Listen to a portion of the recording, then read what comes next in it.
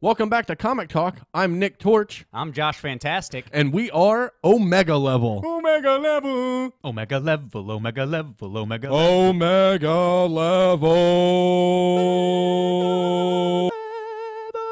Yeah, we don't need all. We're good. I feel like the viewer really likes that. Thanks, Jeff. Thank you, Jeff. Thanks for tuning in. All that support. Love it. Old Love Jeff, not. Sorry about the other day. Forgive me. Yeah, I'm not sorry. I don't like you. I like you. Like even less now, actually. Okay, let's get into the thick and even of it. less now. Every second, even less. So as you can see from our setups right here, this week we are going to be discussing the new Martian Manhunter series, which is only two issues in, and it is pretty fantastic, honestly. I mean, you could say it's Josh Fantastic. You could, but why would you? It's a waste of oxygen. Yeah, you shouldn't say it. You could, but you shouldn't. Yep, not worth it.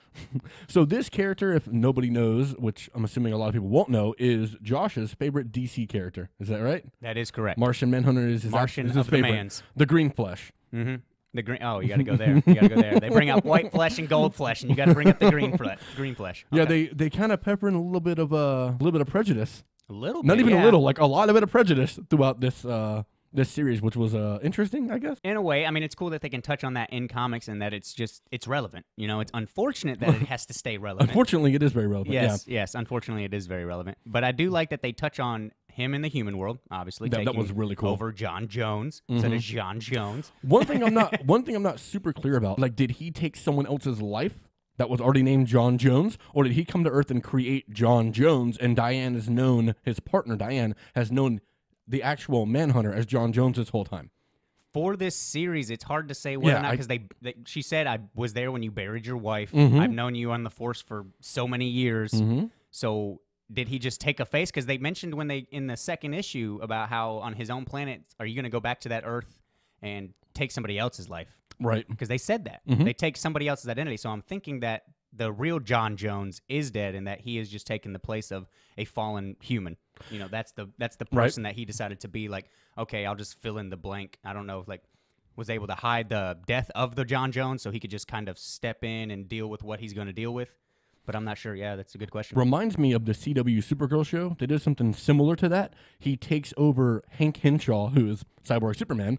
He takes over his identity and becomes him as John Jones. So, like, it reminds me of that. Like, that character died and he took on his entire persona and sort of living his life. So that's pretty similar with what they're presenting in these first two issues. Except, yeah, but we don't know. He's actually someone named John Jones on Earth. The actual name of what we know. Yes.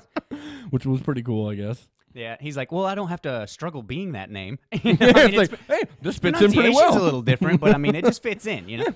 It works. It works. So the art style. Dude, oh my God, the art style is incredible. This is one of my favorite art styles I have ever seen. It's incredible, dude. Incredible. It's great. It's got like a splash feeling, and it's Very. different, but at the same time, somewhat familiar. The Martian Manhunter, John Jones himself, looks different. He has that whole Cro-Magnon forehead, stuff like that, and that's something that he was paying respects to for the first man. That Cro-Joshan forehead, yep. I don't know why I do this anymore. Why am I here? Why am I here? I already did 2 episodes. Why did I come back for a third? I mean, I thought we were like hitting platinum by day one. Is that how that works? Is that how podcast works? I don't know. Are we not diamond yet? What's going on? Not diamond yet. Have we not been heard more than Michael Jackson? What's happening here? This is it. This is it. We have been. But I really do like the progression from the first to second issue so far. Like we said before, it's only 2 issues in, not much to cover, but they did kind of expand on a decent amount of things. Dude, a lot has happened in 2 issues. A lot. When they're on the Earth, when they're talking about that's in the past. It kept saying years ago. So when they show him on his home planet, is that from now? Is that the present? See, I'm assuming because they don't have a time span. That the home planet is the normal story and it's his past. Okay. But it's not very clear. First issue, the first couple panels are like a conversation that John Jones is having with, I guess, Diane. Well, I mean, it says, I have a commission to make Diane. The Manhunter is not it's not a good thing. He's like, well, what is it? And he goes, something to hide. And then the next panel is, like it says, a couple years ago, you know? So this first 2 issues is Diane figuring out or finding out that John Jones is John Jones, the Martian Manhunter. And then the second issue ends with her shooting him. The final shot of it was him trying to reach to her to erase her mind because she shouldn't know this. This isn't some information that she's supposed to have. Right.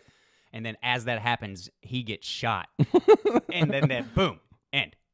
But the very first issue, the first couple of panels, is him having a conversation with her, like in present time, I guess, is what it's supposed to be. So what we're seeing is where he first meets Diane. Well, been working with Diane for a while. They have the whole meetup to where she uncovers that he's Martian Manhunter due to a car accident, and he caught on fire, which is his number one weakness. Yeah, that's the weakness of all green Martians. As you can see, that's what he looked like when he caught on fire. Yeah. Dude, man, intense. it looks so cool. Intense. The art style, like the way it's drawn of when like him and his wife meld, when she brings him out of the car and he's all like melting into goop and then reforming, like, man, all that art is incredible. It's excellent. I love it. I like the home planet. I love all its portrayal of that too. I don't like the segregation, but I mean, you know, it's a very humanistic concept that I guess they're trying to say is like universal. By the way, we're not going to attempt to pronounce the actual like Martian Manhunter like terms and names for stuff. It's ridiculous. Yeah, definitely. Nope. I would definitely John butcher Jones him. is all we got. Yeah, all I got is John Jones. I would completely butcher him. But yeah, they go to like this museum and he's telling his son that like the Martians actually like took like were influenced by the humans. That's the reason that they walk on 2 feet. John Jones himself took like the face shape almost of like a Cro-Magnon human, like you were saying, of like a Crow-Josh man. Crow-Josh man. Yeah, a Cro-Magnon Josh. Patent pending. A Crow-Joshman. Yeah, patent pending. So they're very like influenced by humans. So is this trying to say that that's like an influence that has seeped into their society, or like have they always been like that? I don't know. I would assume that I'm wrong on that, and they've always been like that because it clearly shows that they've been around a lot longer than humans. Yes, but they did. Longer. They were very fascinated by them. They understood what they can do, and before the Martian Manhunter people. The Green Martians? The Green Martians. The green flesh. The green flesh. Let's get it right. Green flesh, gold flesh, and white flesh. Let's not be racist. Let's not be racist. Sorry, I see all same flesh.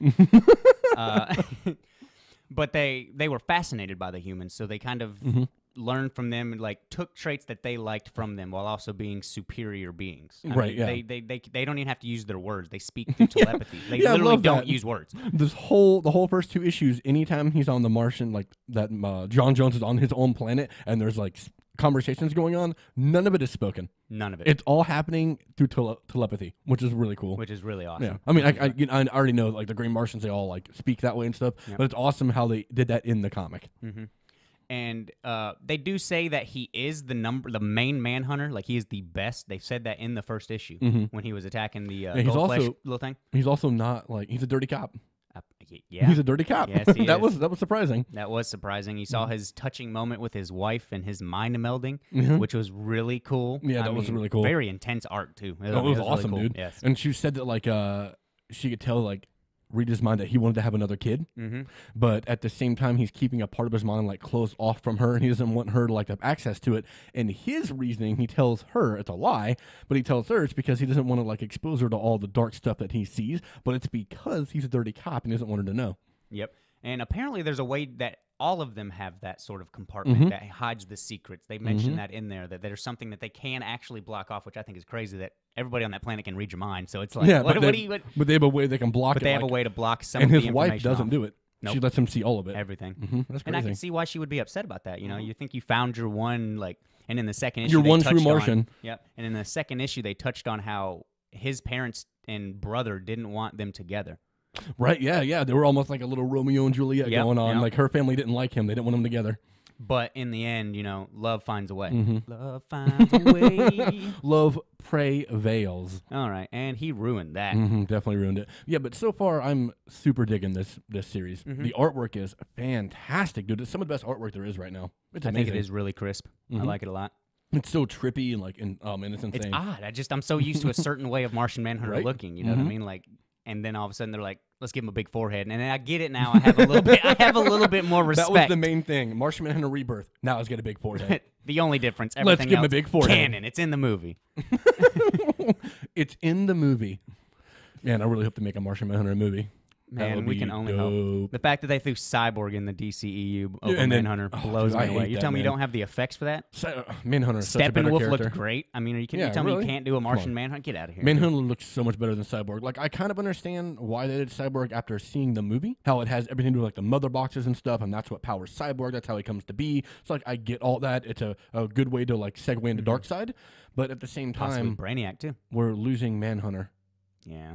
Like, he's such a better character. Needless to say, this Martian Manhunter series, incredible. 2 issues in, highly recommend, very much so enjoying it right now. Yep. Got the detective vibes pretty heavily too, while also mentioning from where he comes from, and it's really nice. Yeah, I like how they're melding the story so far right now. I like what you did there. I like how it's jumping all around, through all like the different parts of like his life and stuff right now. It's really cool. And good luck pronouncing any of the names. Yeah, good luck. I'm very excited for it. That's how people are going to feel when they read my book. Good luck pronouncing anything that's in there. Got the glossary in the back. Okay. Legit, there is going to be one. There has to be a glossary with a pronunciation guide. Gosh, yep. Omega Level is proudly sponsored by Ink or Dye Studios, a unique combination of a tattoo parlor and hair salon.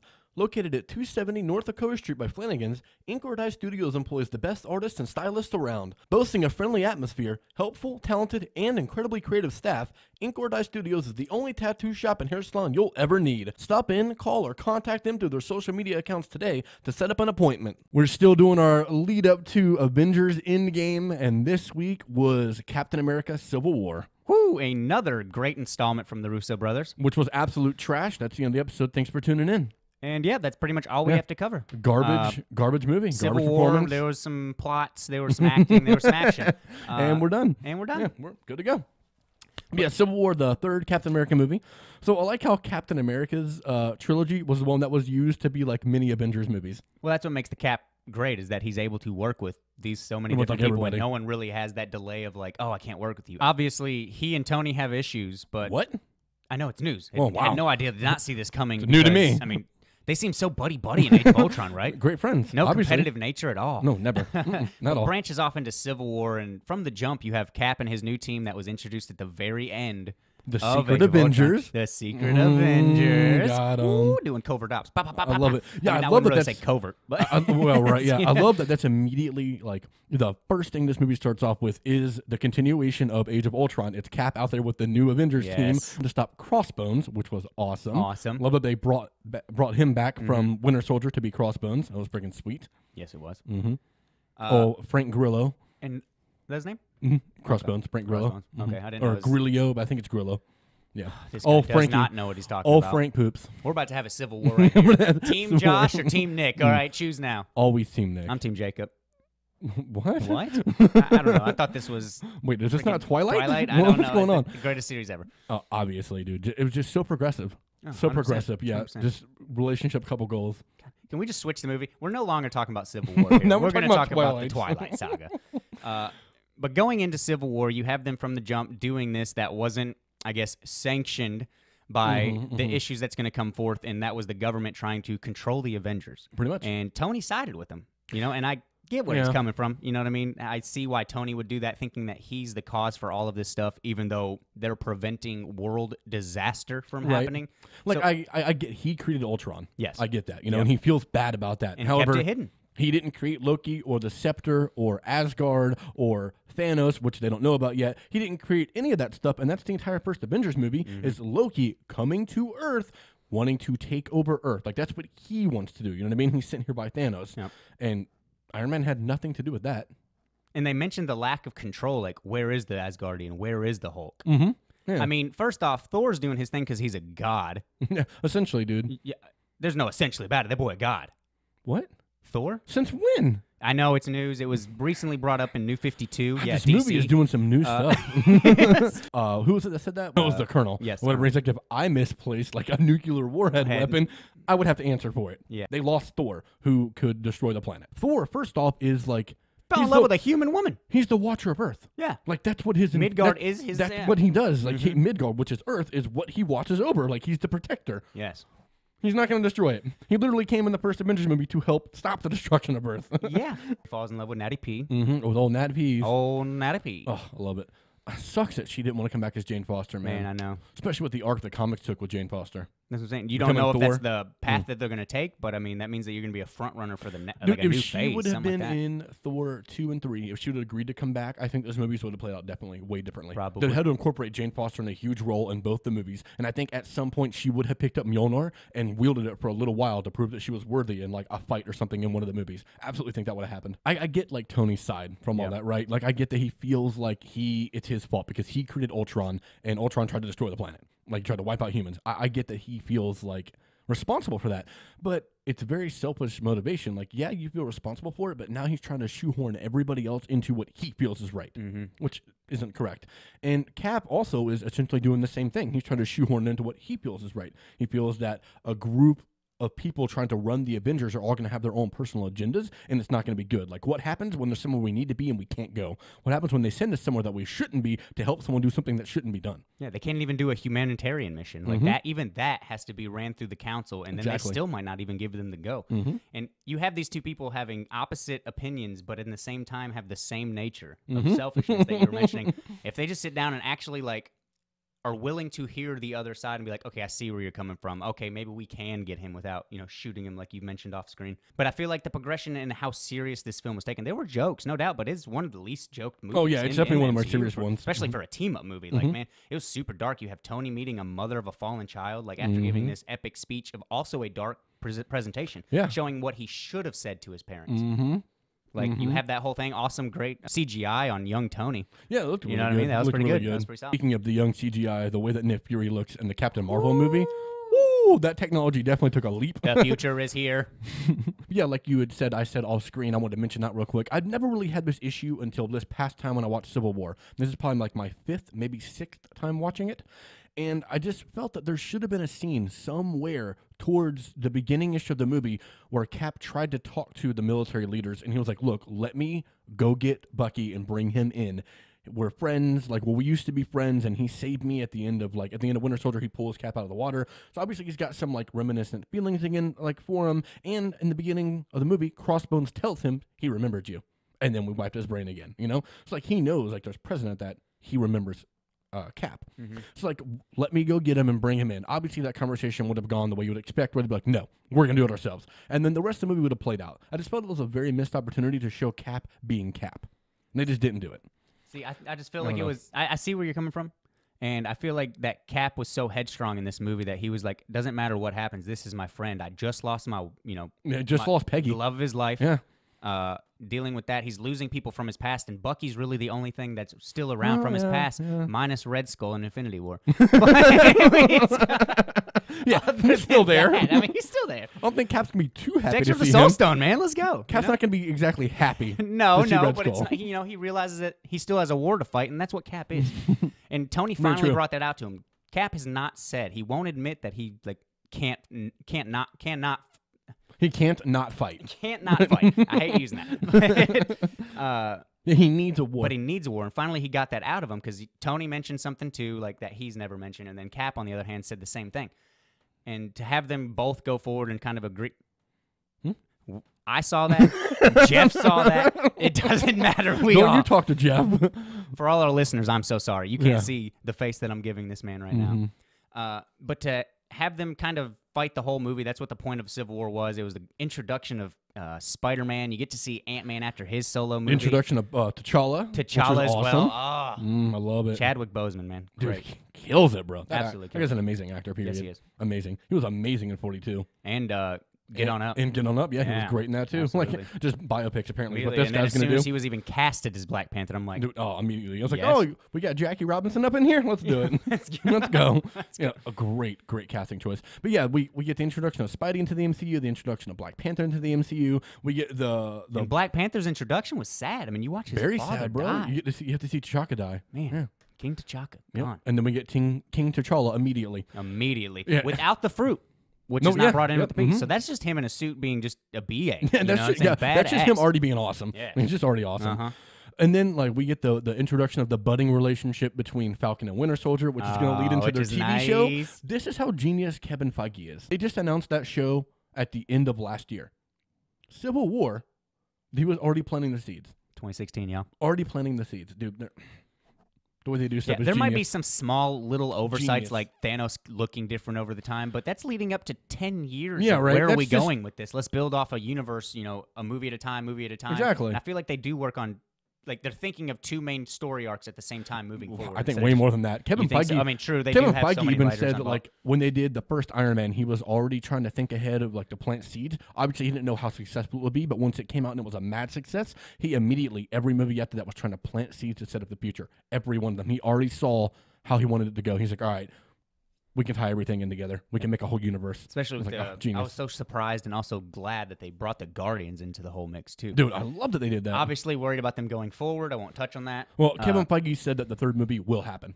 It is happening. Okay. It's just had to be delayed with trying to find a director and all. Okay. Yeah, and then they're gonna bring a director on. Director also has like the screenplay they had. Obviously, Marvel gets to say so. They could be like, no, you're doing what we said. See, but they're not going to have But as much they're not control gonna as do James that. Gunn. No, definitely He not. actually 'Cause was it was like, Gunn's project. yeah, James Gunn got the final say on most of that. Yeah, obviously Feige was involved and be like, well, I like that, but James Gunn, Guardians was James Yeah, Gunn. for sure. Yep. And dude, James Gunn is writing Suicide Squad too. Is that confirmed? Because I know it was in sure. and out most. Okay, Pretty he's sure. just penning the screenplay. Mm-hmm. Okay, Yeah, okay. he's. I don't think he's directing. I think he should. But regardless, he is doing work for Warner Brothers and DC, which was a smart pickup. Okay. I heard he was also doing his own solo. He is doing his own little thing. It's coming out soon, I think. Too. Wow, really? Mhm. Cool, Mhm. cool. Yeah, I'm excited about that. So I love how in Civil War, it's like we were talking about the introduction of all these different things. It's also the introduction of starting to fully show who Wanda really is and how powerful the she power. actually is, right? So Vision is an Infinity Stone. Yes. That's what he is. He is the Mind Stone wrought. So she just completely deactivates his ability to phase and shoves him all the way down through the earth. I mean, Just controls and just contorts his body and does blast what she him wants down. because she can control the stone. She can manipulate an Infinity Stone. What? What? No one's doing that. Thanos isn't manipulating Infinity Stones. What? Only her. That's insane, bro. That's insane. And she has a moment in Infinity War. We'll touch on that later. Mhm.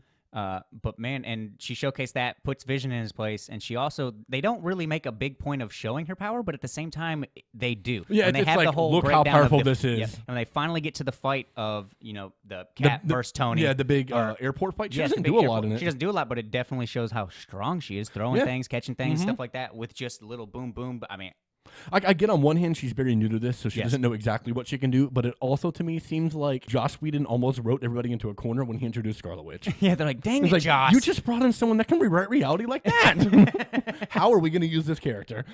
Like, how? And I did think that for the Russo brothers to actually have their hands on her more than what Joss Whedon did, because she was a villain in Age of Yeah, to Ultron, begin you with, know what yeah. I mean? And then she obviously had a revelation that she was doing the wrong thing. Yeah, Ultron because wanted Ultron wanted to something destroy way more. humanity. Yes. Yeah. Wasn't trying to fix the world. Was No. trying to just Nope. control the world and make a new world. And she was obviously. I love that they're touching on their relationship with Vision. I have my issues with her accent not Yeah, being how near it- as thick. It's being, like, phased out. Yeah, it's still there. It's apparent, but it's not near as like thick as what she was and- doing and in in- Age of Ultron. And Like, then it was Infinity boom. War, it's almost completely gone. In Infinity War, it's almost completely gone. But I like to think, personal theory, that she's been around the Mind Stone for so long, so maybe that's altering how she's able to speak. I Because like he's that very, theory. you know what I mean. With his dictation is very boom to the point. Like Vision So is it's like very changing articulate. hers. He's boom exactly, and he's compassion, man, and he's kind of like making sure that she doesn't become wild, doesn't give into these dark forces that they have inside of her. They haven't said she's a mutant, but she's a freaking mutant. Actually, is that somehow, not something to go on? somehow this escaped me. There is a retcon not very long ago in Marvel that changed Scarlet Witch and Quicksilver. They are not mutants, and they're What? not Magneto's kids anymore. And that's canon. Yeah.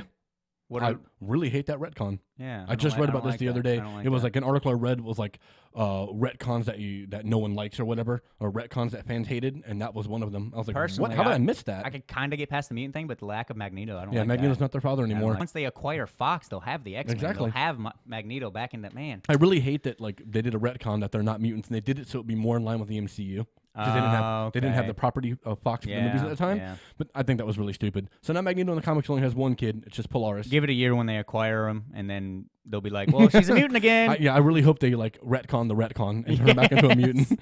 But yeah, so yeah, Civil War. I thought was excellent. Avengers 2.5, really really awesome little mini Avengers movie. Very solid, Yep. very serious. Sad at moments, not Very, not a tearjerker, but it's a great movie. Really awesome action scenes. I think it's honestly Dude, the best ensemble for the entire group, acting wise. Like Think so? as they all portrayed. Yes, Scarlet Witch was fantastic. Vision was fantastic. Cap was fantastic. Tony. I mean, I can go through the list. And Scarlet Widow. Scarlet Widow, New character, just made her up.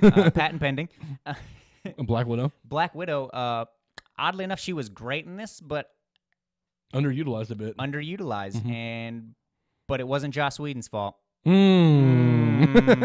Also, really like how Baron was done. Yes. Really, really like that. Like when I first read that when they were first making the movie that he was going to be the villain, I was like, ooh, that's kind of like a an over-the-top campy villain to be bringing into the MCU, but I like how they did his character. Like, he's just a man that was a military person that lost his family in Sokovia, and now he wants revenge. See, I felt like he played more of a backdrop and didn't really He bring anything to the table. He was and a then backdrop. At the very end, you have T'Challa kind of like showing compassion, finally not seeking revenge and being like, "This isn't right." Boom, and it kind of.